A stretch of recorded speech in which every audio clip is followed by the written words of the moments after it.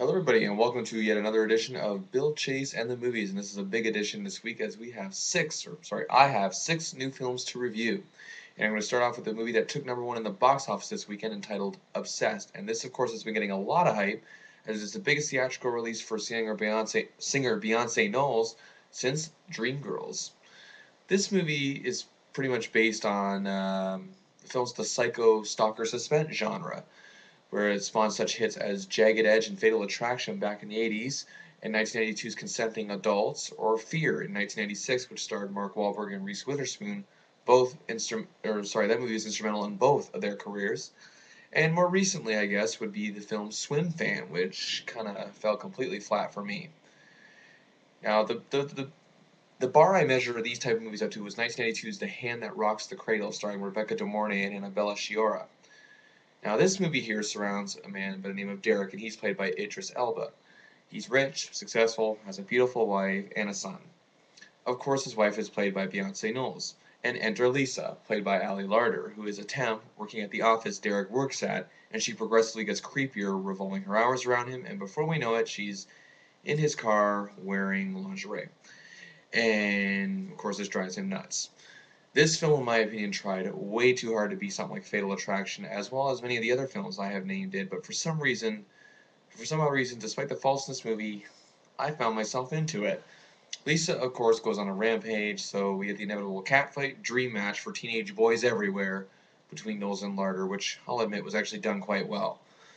Despite the shortcomings of this film, and trust me, there are many, so I somehow found myself enjoying it. Personally, I make a rule where I'm allowed one or two guilty pleasures a year, and this movie is going to be one of them. One thing I have to say about Beyonce is not something I noticed at first, but actually something that a friend of mine pointed out to me this past weekend. She said that she was a little uneasy in her role to begin the movie, but really got into it as the movie progressed. And now that I think back about it, it's true, and I know the rationality behind that seems a little odd, but it made perfect sense to me.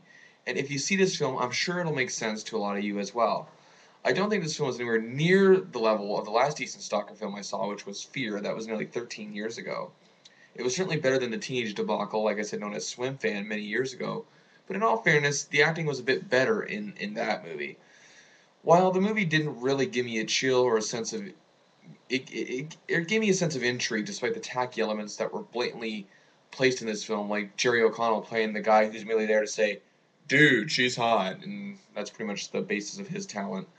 There's actually a movie in 1983 called The Temp, starring Lara Flynn Boyle and Timothy Hutton, and it was a decrepit piece of monkey crap, if you ask me, and tried way too hard to accomplish that eerie feeling that some of these movies try to do.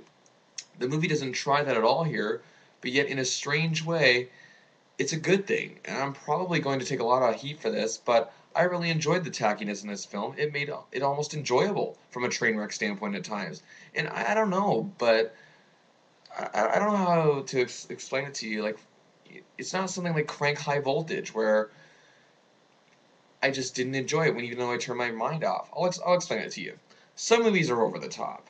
So over the top that they're so ridiculous that they're good. Some, however, are just over the top, so crazy and far-fetched they just plain suck. Now this movie, however, is the former.